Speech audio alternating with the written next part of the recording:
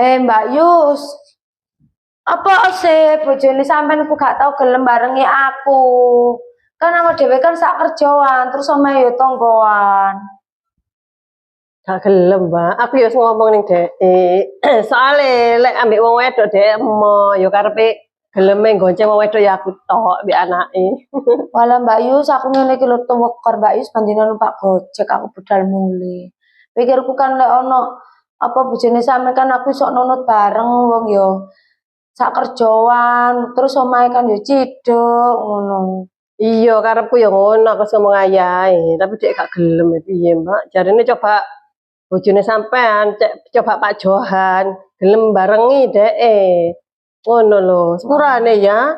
Wong sampean karo dhewe kan bojoku, sampean lho ngomong ning pabrik ngomong karo wong wedok lek gak perkara pekerjaan. Wis ngono iku, wis gak iso dipaksa. Kayak sampean sok ngerayu Mbak. Mari aku wis ngomongnya Dek, aku lho gak lapo-lapo jadi tetep gak gelem. Ngono lho, wis sepurane ya wis dengan oleh rezeki wis sik ndang iso terus berat dhewe ya. Iya wis, ya wis nek ngono Mbak. Iya ya. Lah yo Mbak Nur, aku iki lho, ya apa sih Pak Solikin iku ya? Lah po. Mosok aku iki lho katene nunut bareng kan sak kerjaan, tong omahe yo sak tonggoan. Ngono gak gelem nih, Mbak. Barengi sampean. Heeh. Lah jane wong lak ngono sih, Mbak, meneng.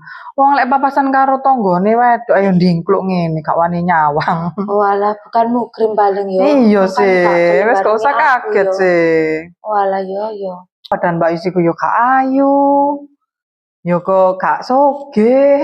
Lah ya kok entuk bojo. Tapi bojone lho nemen yo. Yo kok perasaane lho nemen. Lah yo wis lek ngono. Rezekine Mbak Ayus.